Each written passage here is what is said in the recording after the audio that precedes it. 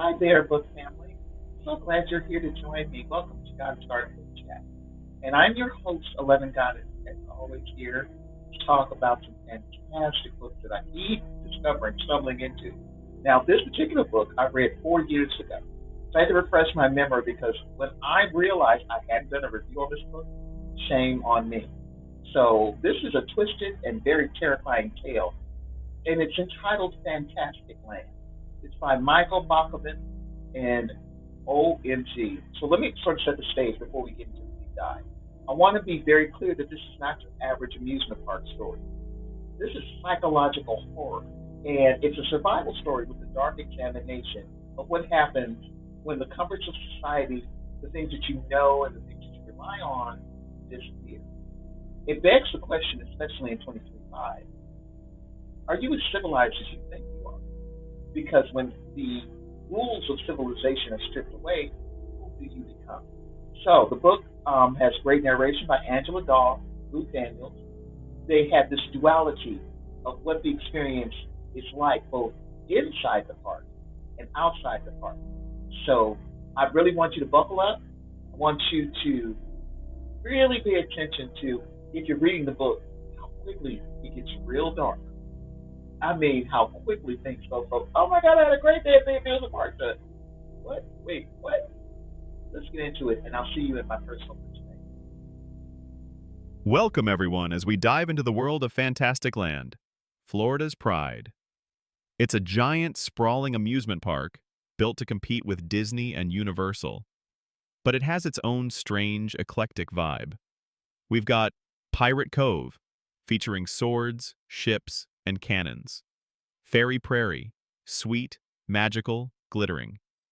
The Desert Oasis, full-on heat, spice, and belly dancers. The World of Tomorrow, showcasing clean, futuristic tech. This place wasn't just a tourist attraction, it was its own little city. Thousands of visitors came daily.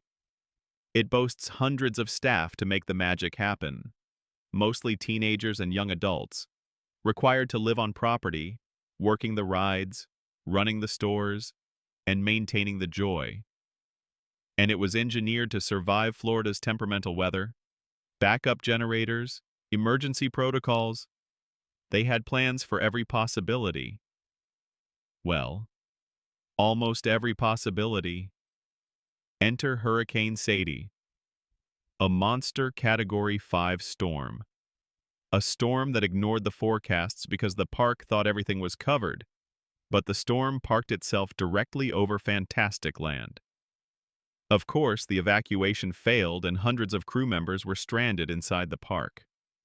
The company told them, "Hold tight, supplies are coming, rescue teams will get to you shortly." The crew believed them.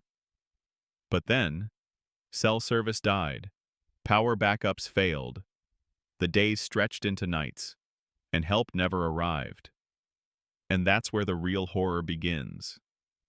Now, this book is told entirely through interviews, post-event debriefings, survivors, journalists, law enforcement, company officials, all reflecting back on what happened. And let me just say, Angela Dawe and Luke Daniels? Absolutely phenomenal. Angela carries this haunting calm, like someone reporting a crime scene with a straight face, letting the horror sit in the silence. Luke Daniels? He becomes the survivors, giving every voice a unique energy. The scared kids, the angry leaders, the broken souls. It's chilling. As a listener, you feel like you're hearing actual documentary footage. The realism is unsettling. The emotion? Raw. Now here's where things spiral. Fast. At first, the stranded crew holds it together. They organize and they ration food and they wait for help.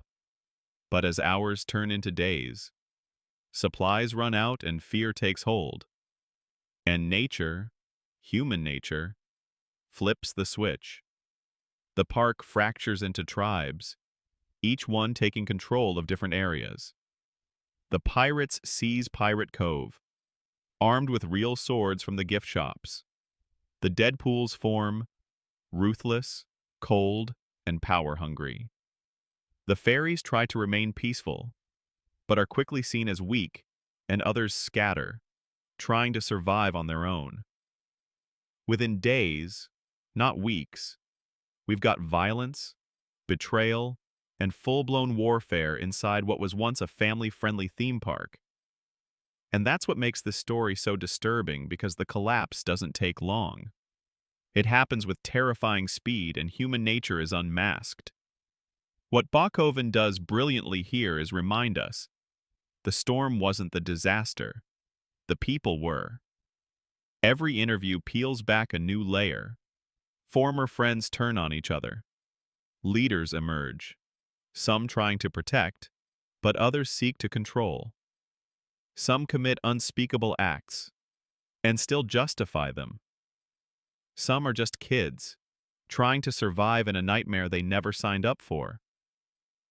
And when rescue finally arrives, after 35 brutal days, 100 people are dead. The survivors now carry the scars forever. It's the ass descent that haunts the reader. FantasticLand holds up a dark mirror to all of us. Are we civilized? Or just playing civilized? What happens when structure disappears? Who are you when no one is watching? And what price would you pay to survive? This isn't dystopian fiction set 100 years from now. This could happen today. You see the signs everywhere. And that's why it hits so hard. Angela Dawe's calm detachment allows the horror to settle in your bones. Luke Daniels gives every interviewee depth, nuance, fear, rage. He makes you feel like you're in the room, listening to a real person. The audiobook format doesn't just work, it amplifies everything.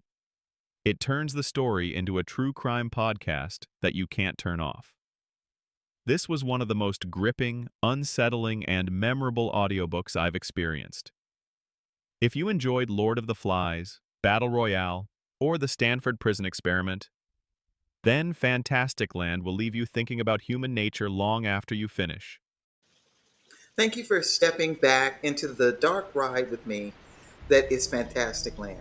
So I wanted to wrap it up by, I don't know if you've gone on this journey, so I'm only going to speak from the perspective of what it was like to read a book like this. You think you know going in that, this is a horror tale. It's going to have certain elements. You expect that. You read the synopsis. What I didn't expect is that this book would hold a mirror up to me. And even today, even though I read it 4 years ago, it makes you ask the question, when the rules don't exist, when you're isolated and everything goes from communal to tribal and from tribal to territorial, where do you land in that for your own best interest? And luckily, these individuals only had to think of themselves. Remember, when they are disassociated from society, they're just teenagers that got stranded. Their introduction into the world has come from literature and knowledge and elders that have packed them full of their own attributes of what kind of person they're trying to shape and send out into the world.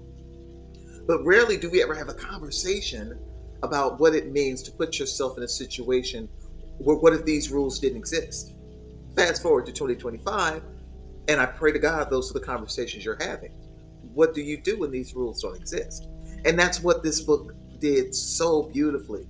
And listening to the audio experience, I don't even try to imagine reading this book.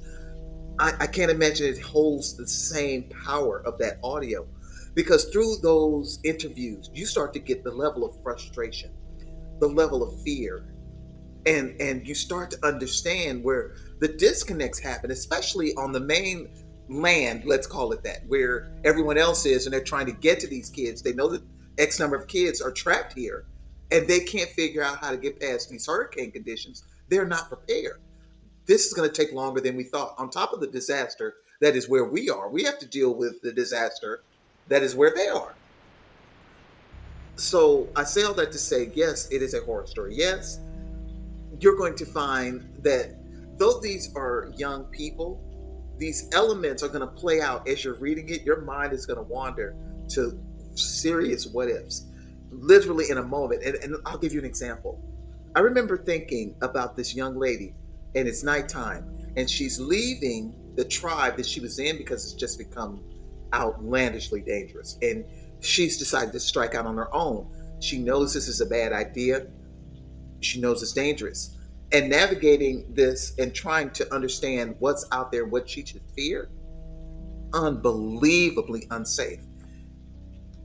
The narration provides, I'm sorry, I had to silence my phone, I'd forgotten to do that. The narration provides a journey where you're almost walking with her step for step. You're praying she gets to where she's going, not only safely, but that she rides this out. There is help coming. I don't think at any point in the story when they get separated do these young people think no one's ever going to come for us. I honestly think instinctively they decide right then and there, until help comes, I run this. I got this under control. And things just spiral so quickly. I mean, they're only there for 35 days, but had things gone differently, if there were better understanding, communication, trust, all of these things that you think about in real life, should things just slightly take a turn toward the worst, are we going to communicate with each other in a way that is effective, safe, positive until help comes? So this is an amazing read. Let me tell you, the audio outstanding. I thought the Sandman was killing it. I thought Nosferatu, the one narrated by Kate Mulgrew, was killing it. Fantastic Land is such a journey within a journey, because you don't realize that you're taking yourself like a second passenger with somebody that you tend to identify with as a character you want to see survive. You're walking with them. So I hope you enjoyed the perspective. I hope you enjoyed the book that I brought to the forefront. And the audio in my introduction seems to be a little foibled. I don't know how my audio is coming across, because honestly and truly, I just have this basic microphone. I'm not doing extra, I'm not doing fancy. I'm a one person show on a budget, fixed income, as it were. But I love books. And that's what this channel is about. It's not about me. What are you reading? What are we talking about? What's engaging us and entertaining us? Because we have enough stuff to deal with. But nothing like a good book allows you to set some things aside for a minute and go on a journey, whatever that journey looks like. So please subscribe, give me a like, and I'll keep taking you on journeys. See you next time.